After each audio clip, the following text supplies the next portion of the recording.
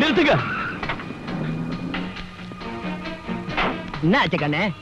எங்க அப்பாவை யாரும் கத்தியால குத்திட்டாங்க சார். ஆஸ்பத்திரி கொண்டு போறதுக்கு யாரும் உதவி செய்ய மாட்டேங்கிறாங்க. நீங்களாவது உதவி செய்யுங்க சார். இந்த காலத்து ஜனங்களே இப்படி தான்ப்பா. யாருன்னா ஆக்சிடென்ட் ஆகி சாவு நிலைமையில இருந்தாலும் கண்டுக்கவே மாட்டானுங்க. ஏன்னா போலீஸ் கோர்ட்டு நினைச்சு பயப்படுறானுங்க. ஆனா இந்த எம்எல்ஏ சரகு சுந்தரம் அப்படி இல்ல.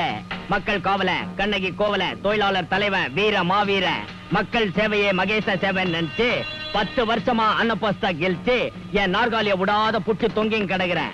இந்த சரகு சுந்தரம் எம்எல்ஏவாகிற வரைக்கும் உன்ன மாதிரி ஆளுங்களுக்கு கை கொடுக்கறதா என்னோட முதல் கடமை. நான் இப்படி எடுத்து விட்டுங்கடா உங்க அப்பா பட்டுன்னு மண்டே போட்டுருவாரு. அவரை கப்புன்னு கார்ல படுக வை. எவனா தடுக்கிறதுக்கு வந்தா நான் பகிர்ந்துடுறேன். தவிர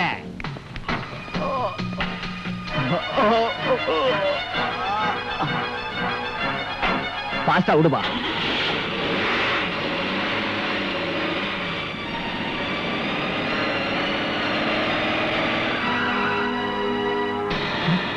சார் ஏன் சார் இங்க வந்தீங்க?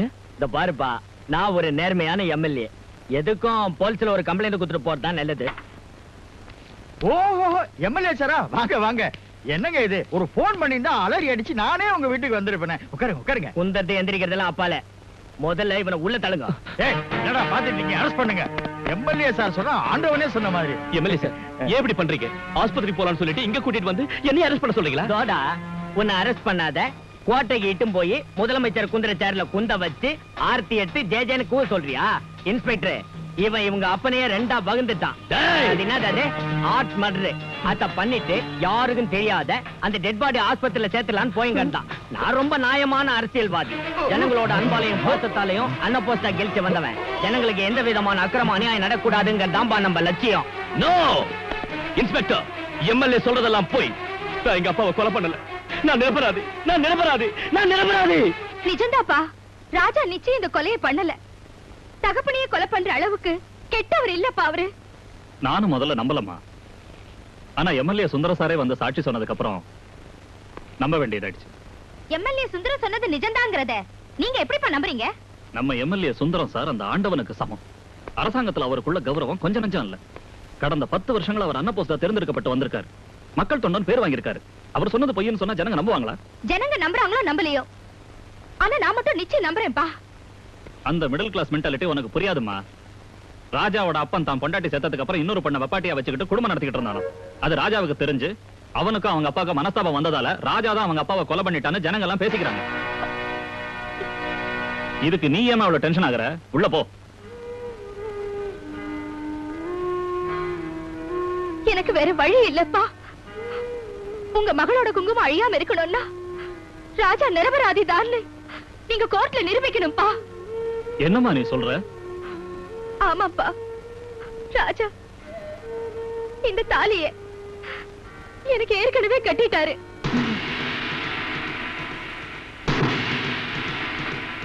நீ என்கிட்ட இப்படி போய் சொல்லி விளையாடாதம்மா. இது ஒண்ணும் விளையாட்டு இல்ல, 100க்கு 100 சத்தியம். நானும் ராஜாவும் சின்ன வயசுல இருந்தே ஒருத்தர் மனப்பூர்வமா விரும்பணும். உங்க சம்மதத்தோட ஊரை கூட்டி கல்யாணம் செஞ்சுக்கணும்னு முடிவு பண்ணியிருந்தோம். ஆனா நீங்க ஹார்ட் பேஷண்ட்ங்கிற ஒரு காரணத்தால இந்த விஷயத்தை இதுவரைக்கும் மூடி வச்சிருந்தோம். தவிர்க்க முடியாத சூழ்நிலையால இந்த தாலியை நான் கட்டிக்க வேண்டியதாயிருச்சு. அப்பா, நான் அவரோட குழந்தைக்கு தாயாக போறேன்பா.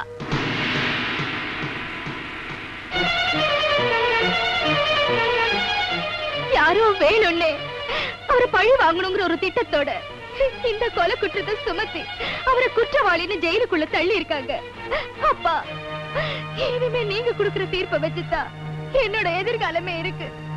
ஏதாவது செஞ்சு அவரை நிரபராதின்னு சொல்லி விடுதலை பண்ணுங்கப்பா, விடுதலை பண்ணுங்க. கேவலம் இந்த வீட்டுல டிரைவரா இருந்தவனோட மகன்கிட்ட மனசை பறி கொடுத்து எனக்கு கூட தெரியாம அவங்க கையால தாலி கட்டிக்கிட்டு இந்த ஜஸ்டிஸ் ஜெகநாதனோட கௌரவத்தை மண்ணோட மண்ணாக்கிட்டியம்மா. அமெரிக்கால இருக்கிறவன் தாய்மாமனுக்கு இந்த விஷயம் தெரிஞ்சதுன்னா நம்ம மான மரியாதை எல்லாம் தெருவுக்கு வந்துருமா. இவ்வளவு நடந்ததுக்கு அப்புறமும் நீங்க உங்க கௌரவம் தான் முக்கியம்னு சொன்னா நான் என் மாங்கல்யத்தை இழக்க வேண்டியதுதான். சரிம்மா, நான் ஒரு நேர்மையான ஜட்ஜா இருந்தோம் என் பொண்ணோட மாங்கல்யத்தை காப்பாத்துறதுக்காக இன்னைக்கு சட்டத்தை மீறி ராஜாவை விடுதலை பண்ண தயாரா இருக்கேன். அதுவும் நான் சொன்னபடி நீ நடக்கிறதா இருந்தா மட்டும்தான். என்னங்கப்பா, ராஜாவுக்காக நான் என்ன வேணாலும் செய்வேன். அப்படின்னா அவன் கழுத்துல கட்டுன அந்த தாலியை அறுத்து இப்பவே தூக்கி வீசணும். நீ உன் வயத்துல சுமந்துகிட்டு இருக்கிற பாவத்தோட கருவை உடனே அழிக்கணும். ஏன் கூட நீ அமெரிக்காவுக்கு வந்து உன் தாய் மாமனை மேரேஜ் பண்ணிக்கிட்டு நடந்ததையெல்லாம் கெட்ட கனவா நினைச்சு மறக்கணும். அப்பா, நீங்களா இப்படி பேசுறீங்க? ஜஸ்டிஸ் ஜெகநாதன் சத்தியவந்தர், நீதி தவறாதவர், எந்த அக்கிரமத்துக்கும் தலைவணங்காம நியாயத்தை காப்பாத்துற நல்ல நீதிபதின்னு இந்த ஊர் ஜனங்கள்லாம் பெருமைப்படுறாங்க. ஆனா நீங்க சொன்ன இந்த வார்த்தையை கேட்டதுக்கு அப்புறம் தான் நீங்க மனுஷனே இல்ல, அநியாயங்கிற போர்வையை போத்திக்கிட்டு நியாயங்கிற மேடையை அலங்கரிச்சிட்டு இருக்கிற ஒரு விஷ ஜந்துங்கிறத நான் புரிஞ்சுக்கிட்டேன். சீமா, அப்பா, உங்க சுயநலத்துக்காக இந்த புனிதமான தாலியை நான் அறுக்கணுமா? நான் வயித்துல சுமக்கிறேன் என் இன்னொரு ஜீவனை நான் அழிக்கணுமா? ஏன்பா, இதுதானா ஒரு தகப்பன் தம் மகளுக்கு கொடுக்கிற தீர்ப்பு? உங்க கோர்ட்ல எனக்கு நியாயம் கிடைக்காம போனாலும் ஆண்டவன் கோர்ட்டுன்னு ஒண்ணு இருக்கு. அங்க ராஜாவுக்கு நியாயம் கிடைச்சே தீருங்கிற நம்பிக்கை எனக்கு இருக்குப்பா, எனக்கு இருக்கு.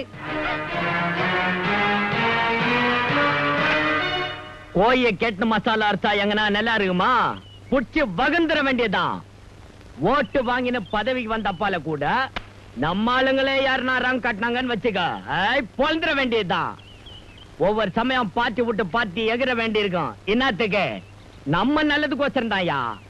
லுக் மிஸ்டர் ஜெகநாத், நாம அரசியல்ல சேரணும்னு ஆசைப்பட்டு ஹை லெவல்ல ஃபண்ட்ஸ் கலெக்ட் பண்ணி எம்எல்ஏ சார்கிட்ட கொடுத்துக்கிட்டு இருக்கோம்.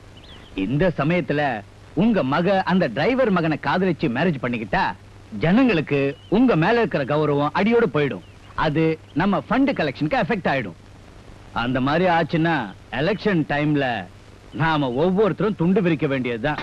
மூளையை துருப்புடிக்க விட்டினா அது தலையவே துணுடியா. ஒரு வாட்டி நீ ஜோரா டேபிள் மேல குத்தி அந்த ராஜாவுக்கு தூக்கு தண்டனை தீர்ப்பு கொடு. வரப்போற எலெக்ஷன்ல நம்ம பார்ட்டி மெஜாரிட்டியில கெல்ச்சே தீரும். நீதான் ஓமு, நீதான் பைனான்ஸ், நான் தான் முதலமைச்சர். இந்த நாட்டையே கூறு போட்டு எல்லாரையும் வகுந்துள்ளடா. குற்றம் சாட்டப்பட்ட ராஜா தனது தந்தையை ஈவு இரக்கமின்றி கொலை செய்தார் என்பது சந்தேகத்திற்கு இடமின்றி சாட்சி ஆதாரங்களோடு நிரூபிக்கப்பட்டதால் அவருக்கு இந்தியன் பீனல் கோட் செக்ஷன் 302 படி தூக்கு தண்டனை விதித்து இந்த நீதிமன்றம் தீர்ப்பளிக்கிறது.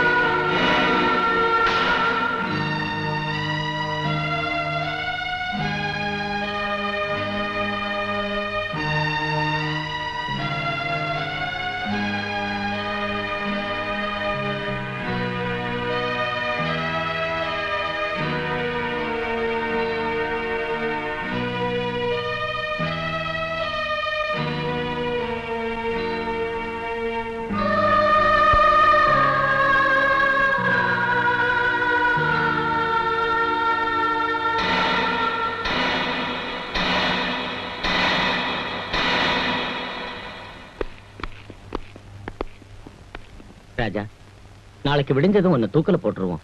உன் கடைசி ஆசை என்னன்னு சொன்னா அதை நாங்க நிறைவேற்றி வைக்கிறோம். எங்க அப்பாவை நான் தான் கொலை பண்ணேன். என் மேல பொய் குற்றத்தை சுமத்தி எனக்கு தண்டனை வாங்கி கொடுத்துட்டாங்க. சார், என் வாழ்க்கையில நான் பண்ணின தப்பு ஒண்ணே ஒண்ணுதான். அந்த தப்புக்கு பிராய்ச்சித்தை பண்ணிக்கணும்னா நான் ஜட்ஜ் ஜெகநாதன் சார் உடனே பார்க்கணும். எதுக்காக ராஜா? நான் தெய்வ சாட்சியா அவரோட மக கழுத்துல தாலி கட்டி கல்யாணம் பண்ணிக்கிட்டேன் சார். இந்த விஷயம் என்னையும் சீமாவையும் தவிர வேற யாருக்கும் தெரியாது சார். அது மட்டும் இல்ல சார், என் சீமா தாயாக போறா சார். இந்த விஷயம் யாருக்கும் தெரியலன்னா நாளைக்கு சீமாவுக்கு பிறக்க போற குழந்தைக்கு யாரு தகப்பன் ஊரு ஜனங்க கேட்டா அவ என்ன பதில் சொல்லுவா சார்? சார், தயவு செஞ்சு என்ன ஒரு தடவை அவரை பார்க்க விடுங்க சார். அவனோட கடைசி ஆசையை கேட்டு மனசு இறங்கிய மகளை அனுப்பி வைக்கிறதுக்கு நான் தயாரா இல்ல. சார், நியாயத்தை காப்பாத்த வேண்டிய நீங்களே அதை செய்ய முடியாதுன்னு சொன்னீங்கன்னா ஜனங்க பார்வையில் அது குற்றமாயிடும் இல்லையா? தூக்கு தண்டனை கைது யாரா இருந்தாலும் அவங்களோட கடைசி ஆசையை நிறைவேற்ற வேண்டியது நம்ம கடமை இல்லைங்களா? ஓகே, நான் சீமாவை கூட்டிக்கிட்டு வரேன். நீங்க இப்படி உட்காருங்க.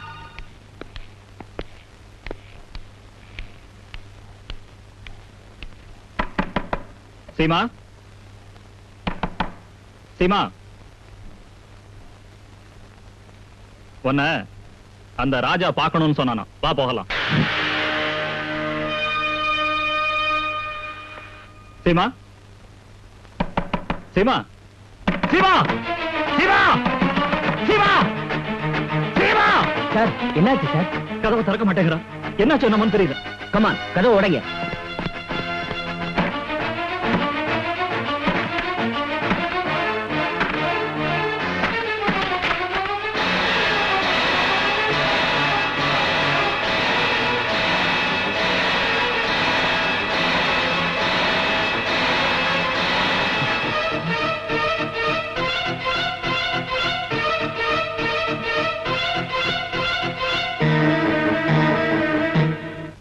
அன்புள்ள ராஜாவுக்கு, நான் இப்ப உங்க குழந்தைய என் வயித்துல சுமந்துகிட்டு இருக்கேன்.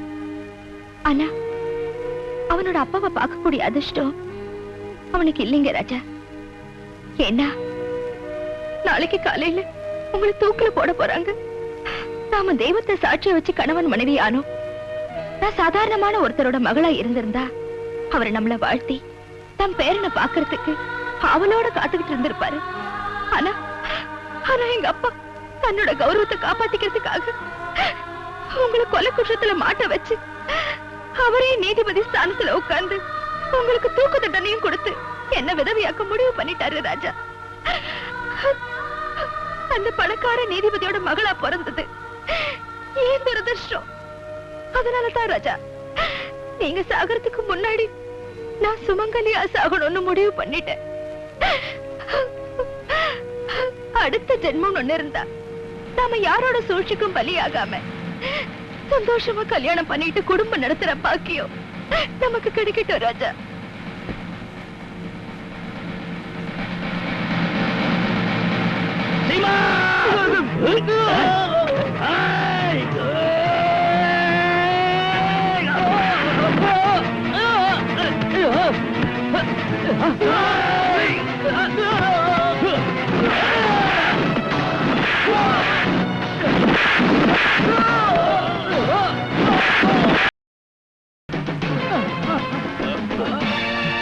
வேண்டாம் ராஜா, வேண்டாம். ஏற்கனவே நம்ம சட்டத்தோட பார்வையில குற்றவாளிகளாகி தலைமறைவான வாழ்க்கையை வாழ்ந்துகிட்டு இருக்கோம். நீங்க இப்ப இவனை கொலை பண்ணி நிஜமாவே குற்றவாளி ஆகி மறுபடியும் உங்க வாழ்க்கையை ஜெயில் கம்பிகளுக்கு பின்னாடி அமைச்சுக்க வேண்டாம்.